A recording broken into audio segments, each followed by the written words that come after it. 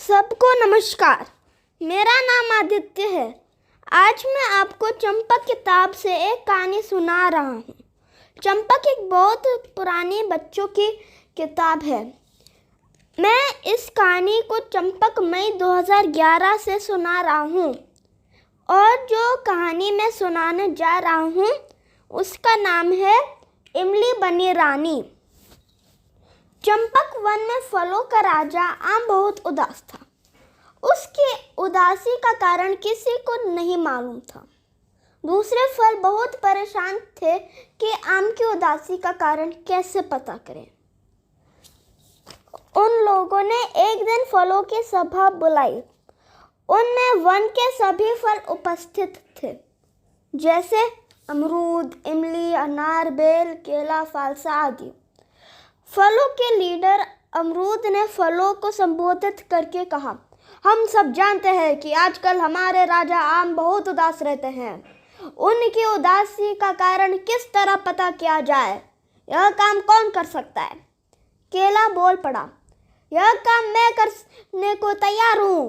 अगली सुबह केला आम के पास गया। केले द्वारा बहुत पूछने पर भी आम ने अपनी उदासी का कारण नहीं बताया।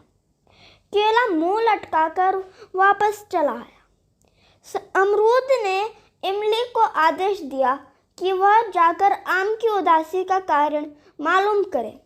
दूसरे दिन इमली आम के पास गई। राजन, आप इतने उदास क्यों हैं? इमली ने नम्रता से पूछा। आम ने कोई उत्तर नहीं दिया। वह मौन साधे बैठा रहा। हम सब आपकी प्रजा हैं। आपकी उदासी से जंगल के सभी फल दुखी हैं। किसी भी राजा को यह शोभा नहीं देता कि वह अपनी प्रजा को दुखी रखे। इमली ने मीठे स्वर में राजा से कहा। राजा ने कहा, मंत्री अमरूद से पूछो कि क्या वह मेरी उदासी को दूर कर सकता है, तभी मैं उदासी का कारण बताऊंगा। इमली राजा का संदेश लेकर मंत्री के पास गई और राजा की बात सामने रखी। मंत्री जी ने वादा किया कि वह उदासी का कारण जानकर उस समस्या का हल निकालने की कोशिश करेंगे। इमली मंत्री अमरूद का संदेश लेकर राजा के पास गई। राजा ने कहा, हे इमली, सदियों से मैं फलों का राजा रहा हूँ और अपना कर्तव्य निभाता चला आ रहा हूँ, लेकिन मैं बहुत अकेलापन महसूस करता हूँ क्योंकि मेरी कोई रानी नहीं है जो राजकाज की समस्याओं में मेरा हाथ बटा सके।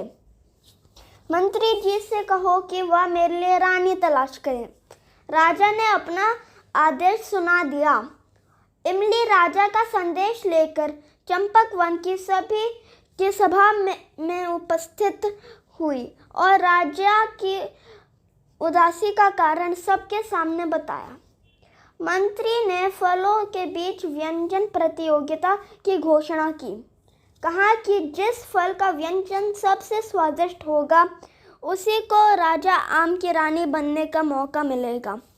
राजा को मंत्री की बात बहुत पसंद आई और वह बहुत खुश हुआ। यह खबर आग की तरह पूरे जंगल में फैल गई और दूसरे जंगल के फल भी प्रतियोगिता में भाग लेने के लिए आ गए। सब ने अपना अपना नाम दर्ज कराया।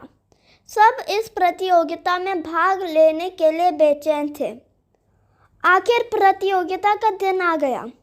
सभी प्रतियोगी फल बरगद के वृक्ष के नीचे जमा हुए। सब ने अपना अपना व्यंजन बनाना शुरू किया। आखिरकार प्रतियोगिता का समय समाप्त हो गया। राजा को सूचना दी गई। राजा ने आकर सभी फलों के व्यंजन को बारी बारी से चखा। सब फलों के व्यंजन में इमली द्वारा बनाया हुआ व्यंजन सबसे स्वादिष्ट था। राजा ने घोषणा की, इमली का व्यंजन सबसे स्वादिष्ट है, इसीलिए व्यंजन प्रतियोगिता का सर्वश्रेष्ठ पुरस्कार इमली को दिया जाता है। तालियों से चंपक वन गूंज उठा और सब इमली को बधाई देने लगे। मंत्री अमरूद ने सभी फलों को संबोधित करते हुए कहा, व्यंजन प्रतियोगिता में इमली ने प्रथम पुरस्कार प्राप्त किया है, अतः मैं यह घोषणा करता हूँ कि इमली ही राजा की रानी बनेगी।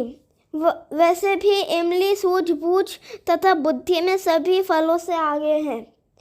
मंत्री की बात पर राजा ने अपना फैसला सुनाया कि खट्टे फलों में इमली सर्वश्रेष्ठ है, अतः इमली मेरी रानी होने के साथ साथ खट्टे फलों की वह पूरे चंपक वन की रानी है। इस घोषणा से पूरा जंगल तालियों से गूंज उठा। उस दिन के बाद से राजा बहुत खुश रहने लगा। तो दोस्तों, आपको यह कहानी कैसे लगी आप ये कमेंट्स में बता सकते हैं। बाय।